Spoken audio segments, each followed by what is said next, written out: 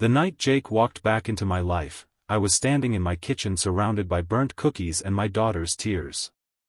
5 years of carefully rebuilding my life crumbled faster than those overcooked chocolate chips. What I never told anyone, not my best friend, not my therapist, not even my diary, was that I never stopped loving him even after everything he did. This is my confession. If you've ever had your heart broken and wondered, what if, please hit that like button. And if you want more real stories about second chances and the messy truth of love, subscribe to the channel. Your support means everything. The smoke alarm wouldn't stop screaming. Mommy, you ruined them. 8-year-old Lily covered her ears, tears streaming down her face as I frantically waved a dish towel under the detector. I know, baby, I'm sorry. I shouted over the piercing beep. The parent-teacher bake sale isn't until tomorrow. We can make another batch.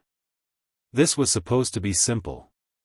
Chocolate chip cookies from the recipe I'd made 100 times. But I'd gotten distracted by an email from my boss about tomorrow's presentation, and now the kitchen smelled like charcoal and disappointment. The doorbell rang just as the alarm finally silenced. Who could that be at 8:30? I muttered, wiping my hands on my flour-covered sweatpants. Lily, stay here. Don't touch the hot tray. I pulled open the front door, expecting a neighbor complaining about the noise. Instead, I found Jake. Jake, with his familiar crooked smile and the small scar above his right eyebrow from when he fell off his bike at 12. Jake, who I hadn't seen in person since he walked out on us when Lily was 3. Jake, who still appeared in my dreams more often than I cared to admit. Sarah, he said, his voice exactly as I remembered. Mommy, who is it? Lily appeared behind me, cookie crumbs on her cheek despite my warning. Jake's eyes widened as he took in our daughter. The daughter he'd barely known. Is that? His voice cracked. Yes, I said, instinctively moving to block his view of her. What are you doing here, Jake? He looked different. The carefree boy I'd fallen for in college had been replaced by a man with tired eyes and new lines on his face. But something else had changed too, something in the way he stood, solid and present, not like the restless spirit who couldn't bear to be tied down. I moved back to town last week, he said. I wanted to. I needed to see you both. You can't just show up like this, I hissed, conscious of Lily listening behind me. I know. I'm sorry. I called 3 times, but you didn't answer. I hadn't recognized the number. Had deliberately ignored it. Who are you? Lily asked, pushing past me. Jake knelt down, bringing himself to her level. My name is Jake.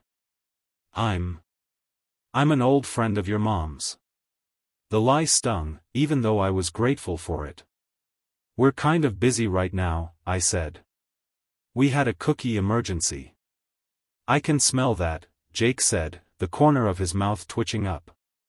Still setting off smoke alarms, huh? Despite everything, I felt a smile threatening. He always could do that, make me laugh when I least expected it. Can I call you tomorrow? He asked. Please, Sarah. I just want to talk. I should have said no. Should have shut the door and protected the life I'd built for Lily and me. But something in his eyes, a sincerity I'd never seen before, made me hesitate. Fine. You can call. But that's it. As I closed the door, I didn't know I was opening another one that would lead us down a path I never thought we'd travel again. You're doing what? Megan nearly spat out her coffee across the cafe table. Just having lunch. To talk. I stirred my latte, avoiding my best friend's incredulous stare. With Jake. The Jake who abandoned you with a toddler and moved across the country without so much as a child support check for 2 years? I winced. When she put it like that, it sounded insane. He's been sending the checks regularly for the past 3 years, I said weakly. Oh, well then, Father of the Year. Megan rolled her eyes. Sarah, honey, I love you, but what are you thinking? I wasn't sure I was thinking at all. After Jake called the next day, we'd talked for nearly 2 hours. He'd explained that he was back permanently, taking over his father's construction business now that his dad was retiring. He'd apologized, over and over, for how he'd left. People don't change that much, Megan warned. Maybe not, I admitted. But I need to know for sure. For Lily's sake. That wasn't the whole truth. I needed to know for my sake too. Despite dating a few decent men over the years, no one had ever made me feel the way Jake once had.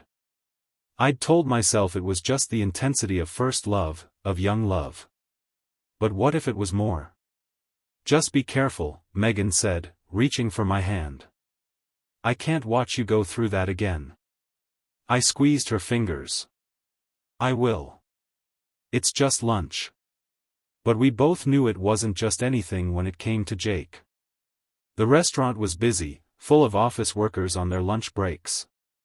I'd chosen somewhere public, somewhere I could escape easily if needed. I'd also chosen somewhere 20 minutes from the elementary school where I taught 4th grade, reducing the chances of running into anyone I knew. Jake was already seated when I arrived, standing immediately when he saw me. He'd dressed up, button-down shirt, nice jeans, hair neatly combed. The effort wasn't lost on me. You look beautiful, he said as I sat down. I'd spent an embarrassing amount of time on my appearance that morning, settling on a blue dress he'd always liked and immediately hating myself for caring what he thought. Thanks, I said, unfolding my napkin. Let's not do the small talk thing, okay? Why are you really back, Jake? He looked surprised by my directness, then nodded. Fair enough. The simple answer is my dad's retirement. But the truth is, I've been looking for a reason to come home for years. Home? The word felt bitter on my tongue. You gave up any right to call this place home when you left. I know. He looked down at his hands. I noticed they were rougher now, calloused. Working hands. I was a coward, Sarah. I was 24 and terrified of failing you both. So instead of trying, you guaranteed failure by leaving? The anger I'd thought long buried surfaced easily. I can't defend what I did. I won't try to. His eyes met mine, steady and clear. But I've spent 5 years growing up and facing what I did. I'm not asking for forgiveness. I just want a chance to be in Lily's life, if you'll allow it. And to show you I'm not that person anymore. I studied him, looking for the tells he used to have when lying, the slight twitch at the corner of his mouth, the way he couldn't maintain eye contact. I didn't see them. Lily asks about you, I admitted. Less now than before, but still sometimes. Hope flickered across his face. What do you tell her? That her daddy lives far away but loves her very much. Another lie I'd told to protect my daughter. I never said anything bad about you to her, Jake. I didn't want her growing up bitter. Thank you for that. His voice was thick. She's beautiful, Sarah. She looks just like you. She has your smile. And your stubbornness. He laughed softly. Poor kid.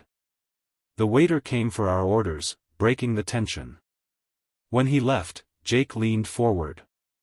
I know I have no right to ask anything of you. But would you consider letting me meet her? Properly, I mean. As her father. My heart raced. This was moving too fast. I don't know, Jake. That's a big step. Of course, he said quickly. I understand. We can take it slow. Maybe we could all go to the park sometime? Neutral territory. The thought of us together, like a family, it was both tempting and terrifying. I'll think about it, I promised. But Jake? If you come back into her life, you don't get to leave again. I won't let her go through that twice. I won't, he said with such conviction that, despite everything, I found myself wanting to believe him. 2 weeks later, I was sitting on a park bench watching Jake push Lily on the swings. Her laughter carried across the playground, bright and uninhibited. I'd prepared her carefully for this meeting, explaining that Jake wasn't just my friend, but her father. She'd been quiet at first, processing the information with a seriousness that broke my heart. Then she'd asked, "Does he want to know me now?" "Yes," I'd told her. "Very much." "Why didn't he before?" "How do you explain adult failures to a child?" In the end, I'd said, "Sometimes grown-ups make mistakes because they're scared. Your daddy was scared he wouldn't be good enough for you. But he wants to try now." She'd considered this, then nodded. "Everyone deserves a second chance, right? That's what you tell us at school." My own words, reflected back at me through my daughter's wisdom. Now, watching them together, I felt a complicated tangle of emotions. Joy at seeing Lily so happy. Fear that she would get hurt. And something else, a dangerous spark of hope that maybe, just maybe, we could heal what had been broken. "Higher, Daddy." Lily called, and the word sent a shock through me. Jake caught my eye across the playground, his expression a mix of wonder and gratitude. I gave him a small smile, acknowledging the gift our daughter had just given him. Later, as Lily played on the slide, Jake sat beside me on the bench. "Thank you," he said quietly. "For today." "She's the forgiving one," I replied. "I'm still on the fence." He nodded, accepting this. "I've been sober for 4 years," he said suddenly. I turned to look at him, surprised. "What?" "After I left, things got bad. I was drinking too much, making even worse decisions." He stared straight ahead, watching Lily. "One night I wrapped my car around a telephone pole. Could have killed someone. That was my wake-up call." I remembered how Jake used to drink in college, not differently than other students, I'd thought. But there had been signs even then, moments when one beer turned into 6 and his personality shifted. "Why didn't you tell me you were struggling back then?" I asked. "Pride. Shame. I didn't want you to see how weak I was." He shook his head. "I convinced myself you and Lily would be better off without me. It was easier than admitting I needed help." The pieces started falling into place, his erratic behavior before he left, the mood swings, the disappearances for hours at a time. "Are you in recovery now?" I asked carefully. "AA twice a week. Haven't touched a drop in 4 years." There was quiet pride in his voice. "It's why I waited so long to come back. I needed to be solid. To know I wouldn't fail you both again." I didn't know what to say. The Jake I'd known had never been this vulnerable, this honest. "Mom, watch me." Lily called, climbing to the top of the jungle gym. "Be careful." I called back automatically. Jake smiled. "She's fearless." "Too fearless sometimes," I agreed. "Last year she broke her arm trying to jump from the porch railing like a superhero." "I'm sorry I wasn't there," he said softly. "There's a lot you've missed," I acknowledged. First day of school. Lost teeth. Chicken pox. "I want to be there for everything else," he said. "If you'll let me."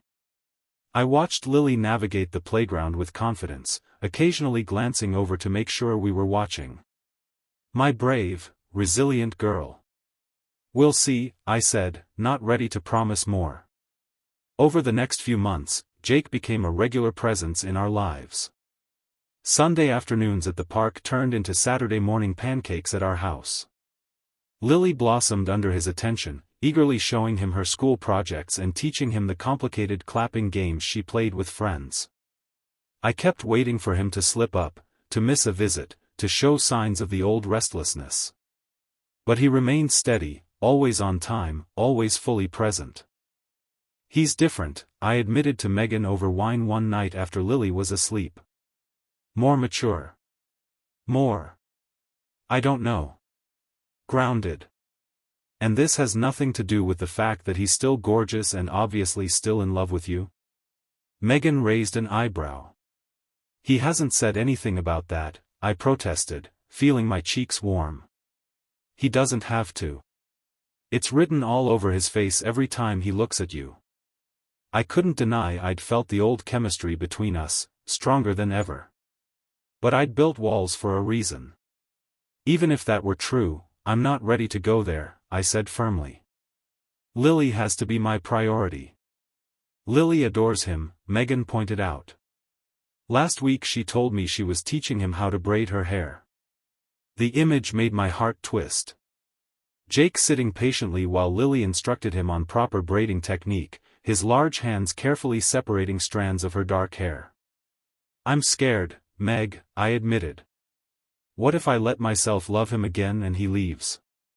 I barely survived it the first time. Megan reached across the couch to squeeze my hand. That's a valid fear. But at some point, you have to decide if the possibility of happiness is worth the risk of pain. I thought about that conversation often in the weeks that followed, especially when I caught Jake looking at me with an expression that mirrored my own confused longing. The school year ended, and summer stretched before us. Jake suggested taking Lily camping at the lake where his family had a small cabin. Just for a weekend, he said. I thought it might be nice for her to learn to fish, maybe do some swimming. That sounds fun, I agreed, then hesitated. But I'm not sure about. You'd come too, he said quickly. Separate rooms, of course. I just thought it would be good for her to have both of us there. The idea was appealing. Lily had never been camping, and I knew she'd love it. Okay, I said. But I'm bringing my own coffee. I remember what yours tastes like. He grinned. That was 10 years ago. I've improved. We'll see, I teased, enjoying the easy banter that had begun to return between us. The cabin was rustic but charming, nestled among pine trees with a view of the lake. Lily ran from room to room, exclaiming over the bunk beds and the old fishing rods mounted on the wall. My grandfather built this place, Jake told us as he lit the wood stove.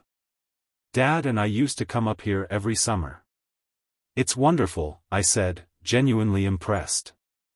So peaceful. That evening, after a simple dinner of grilled fish that Jake and Lily had caught together, we sat on the porch watching fireflies appear over the lake. Lily, exhausted from the day's adventures, had fallen asleep on the old porch swing. I should put her to bed, I said, moving to lift her. Let me, Jake offered. With gentle ease, he scooped our daughter into his arms. She stirred slightly, then nestled against his chest, completely trusting. Something shifted in my heart as I watched them disappear inside. The walls I'd built began to crumble. When Jake returned, he sat beside me on the porch steps, close enough that I could feel the warmth of him but not quite touching. Thank you for today, he said. For trusting me with her. She had a wonderful time. I smiled. I did too. We sat in comfortable silence for a while, listening to the chorus of frogs and crickets. Sarah, he said finally, his voice low. I need to tell you something. My heart quickened. What is it? I never stopped loving you. He turned to face me, his expression earnest in the fading light. I know I have no right to say that after what I did. And I'm not asking for anything. I just needed you to know. The words I'd both longed for and dreaded hung in the air between us. Jake. I began, not sure what would follow. It's okay, he said quickly. You don't have to say anything. I understand if you can't forgive me completely. I just want